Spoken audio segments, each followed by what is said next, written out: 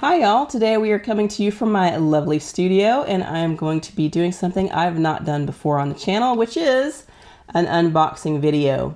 To be completely honest, I'm usually not a super huge fan of these types of videos, but this particular product has been hyped up so much that I thought I would give you my very first initial response to it. So what we have is the Luchetti Lay Flat Sketchbooks.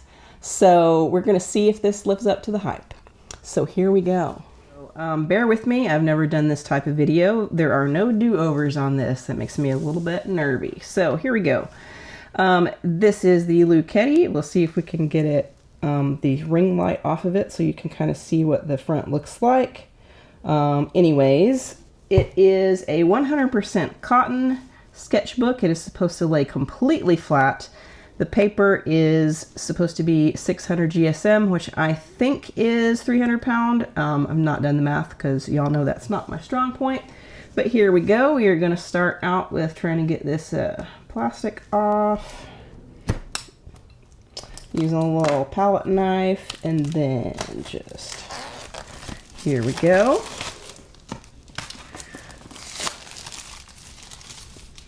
First impression of the box, it is very nice, very thick cardboard.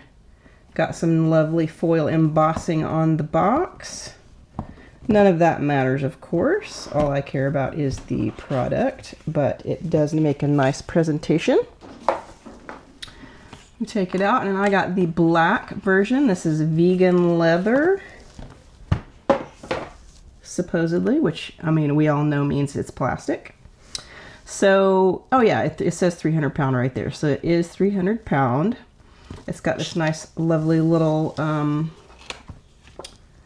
don't know what you'd call that, little ribbon around it. Let's see if there's any. Okay, it says it's mixed media, 100% cotton. We knew that. This is 8x8. All right.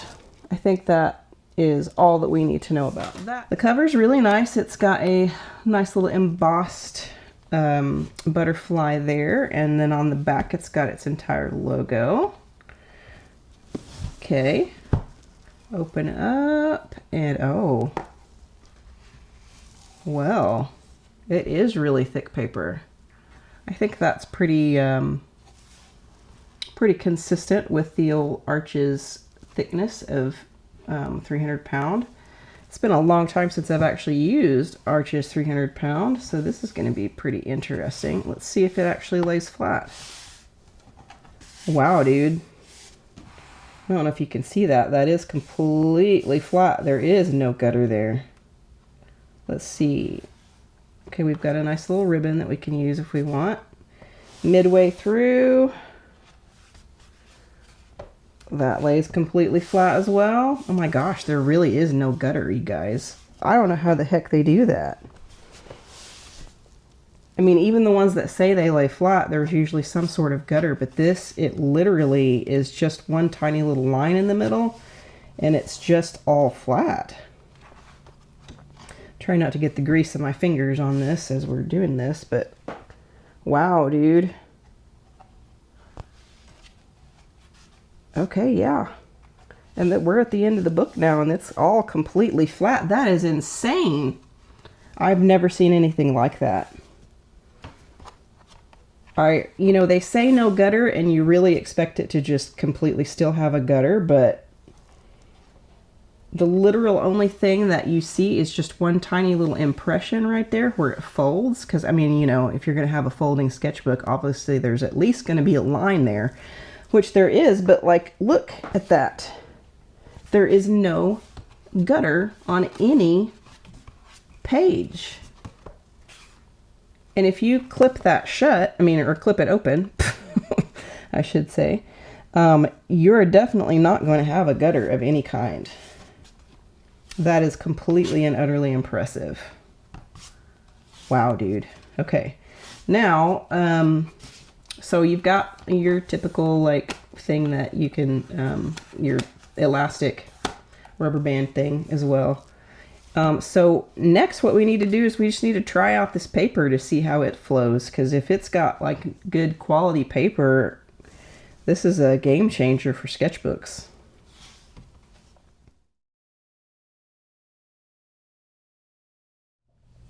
Okay, so we're going to paint a lovely sunset, but I have most of these colors already mixed out ahead of time because I'm going to try to do it wet on wet, which it's always beneficial to try to mix your colors ahead of time so that you don't have to stop and mix everything, and that kills your drying time and all that kind of stuff. So those are the colors we're going to use. Didn't want to take time to mix them out in front of you just because I don't think that's the important part of this. So here we go. All right, so here we go. I don't know how much of this you can see because I've kind of drawn it in here very faintly, but I do have my pencil drawing already.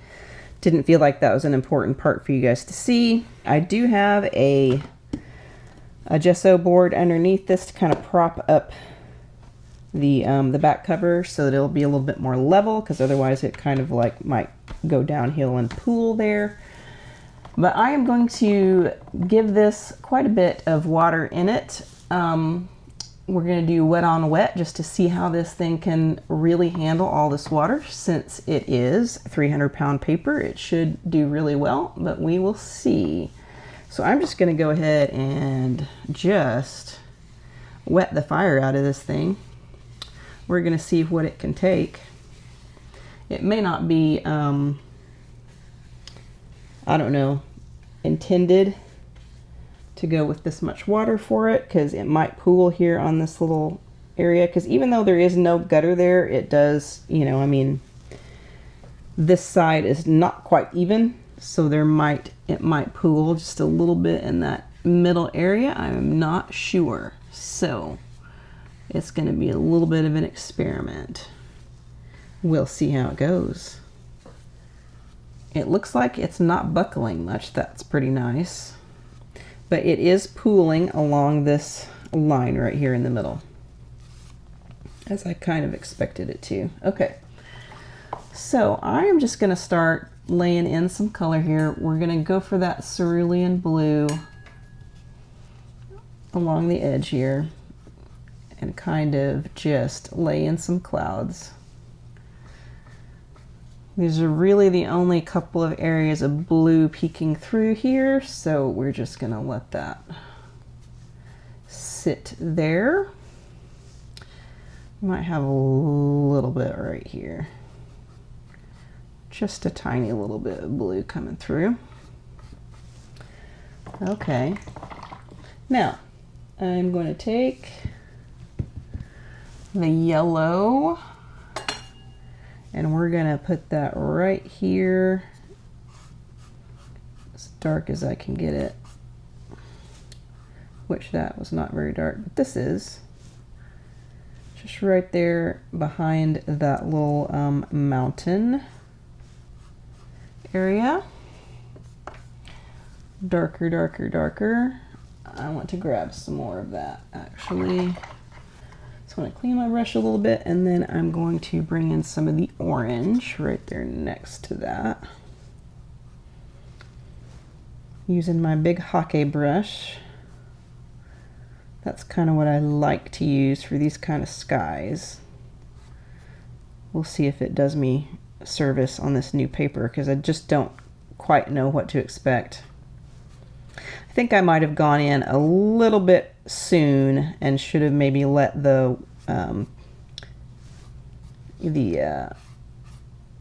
paper soak in the water a little bit, because it's doing a lot of that spidery thing when it goes like straight out when you start painting on too much water.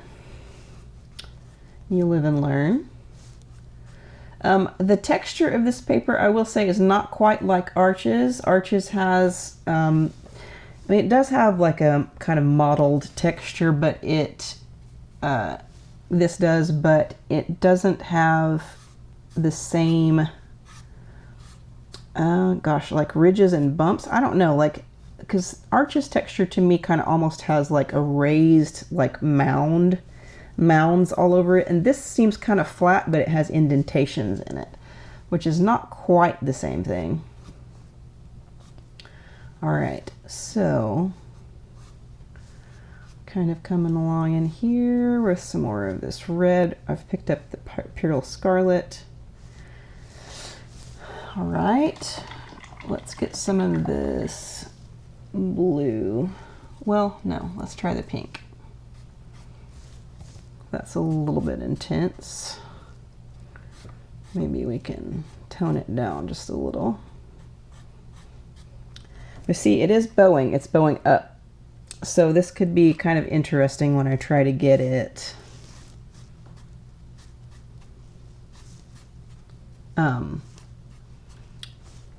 like it might, the paint might run off the edges.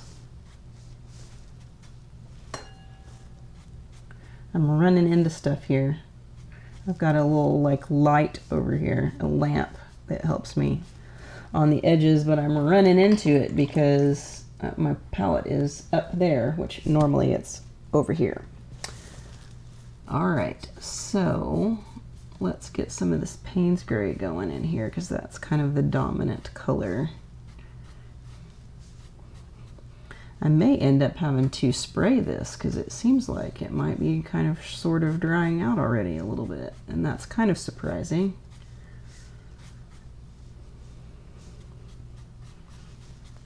It is. Okay, here we go. We're gonna spray it just a little bit. That may have been a bit much.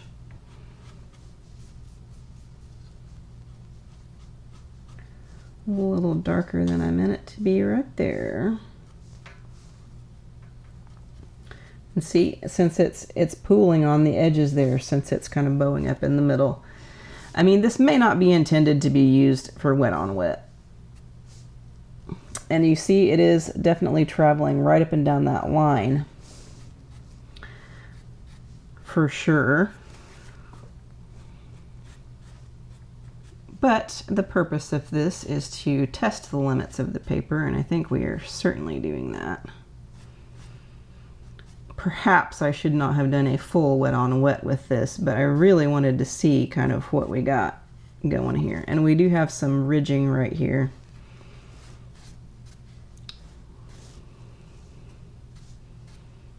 Okay. Now, I don't know if there's anything I can do to mitigate that. Let's see. Let's sort of try to pick up some of this in the middle so that maybe we can not have a line going right across everything. Oh, and it is causing some back runs right here already. Okay, let's do a little bit of blending things in, maybe some lifting, moving around, blending.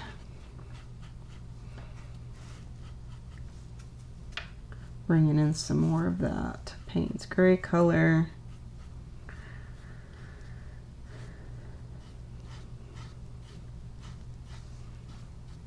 I gotta say, I kind of expected to be able to have more time here, but I am used to Arches paper for my wet on wets, and this is not quite Arches paper. It has proven itself to not quite be there. It is nice and thick, but like I said, it already has buckled, and it's drying out. Let's bring that spray back in here to keep it moving. Keep it moving. It is challenging to do this kind of thing on wet to start with, and then if you're doing it on a brand new paper that you don't know, it is for sure something out of the ordinary and different for me. I'm getting text messages, hopefully that is not stopping my video. Okay, forgot to turn it on airplane mode. Occasionally I do. All right, so I'm gonna add just a little bit of that yellow in there just for a tinge. I don't want it to turn green though, although that area is just a tiny bit green in the photo. All right, I'm gonna take a little bit of this Payne's Gray and bring it into that red area. Maybe should have had just a slightly bigger brush, but I'm working on time crunch here, so. All right, I want to bring some of this red darker.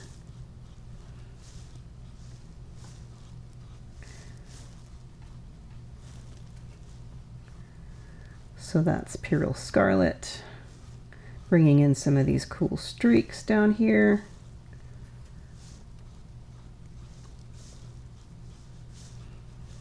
All right, we need a little bit, I want a bigger brush. We need a bigger brush for this. Take a number 12. We'll bring in some of the orange right here. Grab a little bit of that pink and blend it.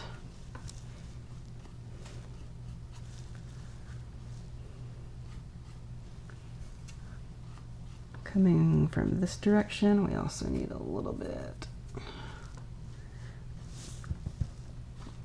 orangier there.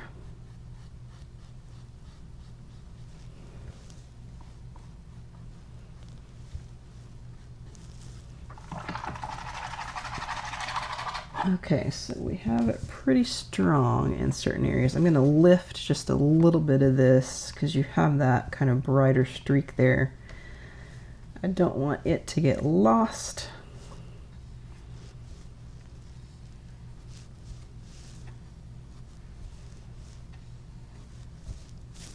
And I am tapping my brush on my shop towel to the side to get that extra color off, because otherwise you'll put it right back in there. And that's never fun. All right, so I'm going to bring some of this Payne's Gray darker as well, because I think it needs to be.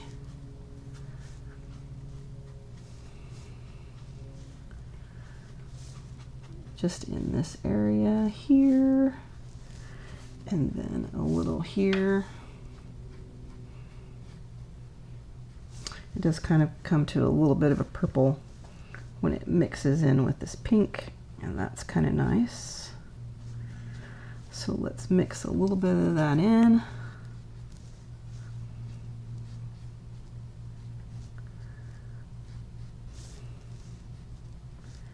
We have a little bit more of that coming in here as well. Of course, that is starting to dry out, so I might need to bring in another spray.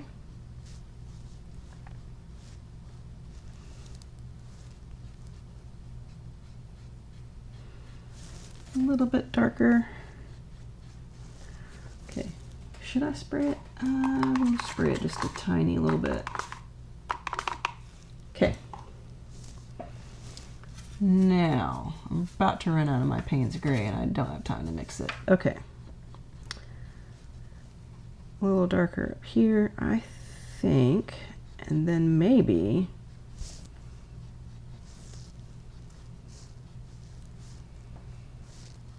we should let it dry and see what we've got. I don't want to overwork it.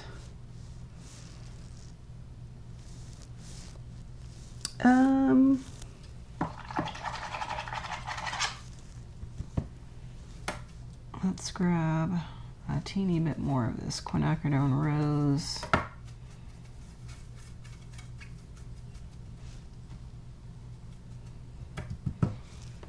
And, oop, that was a little too much.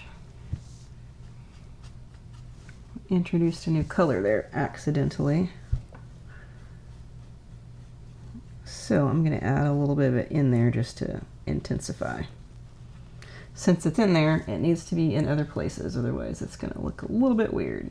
Okay. I think that's all right. Now, I believe I will let that dry and see what we have as far as like how this dries, and if it dries flat, I'm gonna leave it open like that and just see what happens. All right, so we are back at this. It is actually an entire week later because that's how long it took me to get back to the painting. I've had kind of a drama week. But anyway, it is completely dry, obviously. We have quite a bit of granulation up here for the old Payne's Gray that I mixed myself. I'm pretty sure that's because I mixed it, and ultramarine is a very granulating color to start with. So that's just kind of how that goes, I think. The rest of it looks kind of splotchy, but I also think that that is because I sprayed it multiple times, because you've got this kind of splotchy nature in here, but I don't mind that. I think it kind of looks cool. It dried fairly flat. You can see that it's a little raised here on the edges, and then if you look at it here, you've got a significant bow.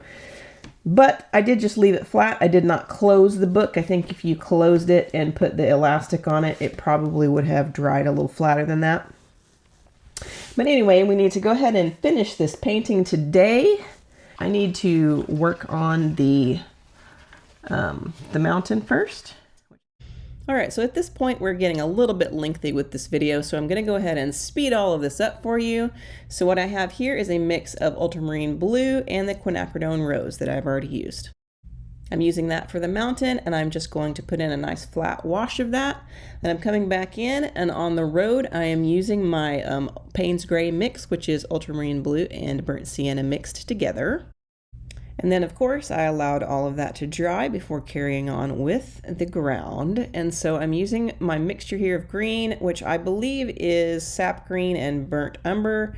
And I'm also adding in some of that Pyrrole Scarlet over the top of that because, you know, with the sunrise, you're going to definitely have a lot of the sky color influencing everything around it. So then I allowed that to dry as well, and then came back in with it darker because it dried definitely a lot too light. I'm just darkening all of that, adding in some of the Pyrrole Scarlet as well. And now let's go back to the real-time audio for a sec. What I'm noticing about this paper is that it really, as far as like doing dry on wet, or wet on dry, sorry, it really acts really nicely and very similar to Arches, I think. But I will say that I did not record earlier when I came back in with a wet shop towel and kind of smudged the edge of the mountain area because it was a little bit too sharp for being in the distance like that, and for all of that light surrounding it. So I did smudge that, and it came off very, very easily, almost more like a cellulose paper. So it does lift very, very easily, which is, you know, Arches lifts, but it doesn't lift quite as easily as some of the cellulose papers. And sometimes the cellulose papers lift too easily. But really it's kind of acting a little bit more like a cellulose paper as far as like lifting goes. So I thought I would note that for you.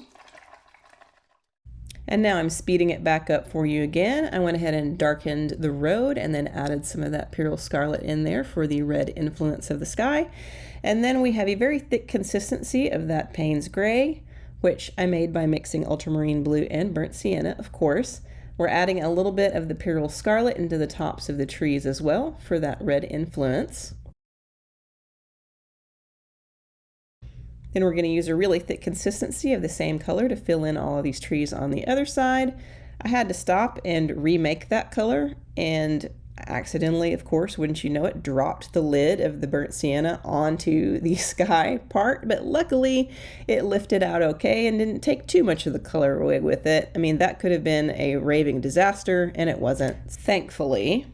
But here I'm using some dry brushing technique. I've turned my brush on its side and just using a very dry mix of the color and scraping it along the surface of the paper. It does a very nice dry brush. And then of course I get out my very small brush and do the little details of the branches on that far left side.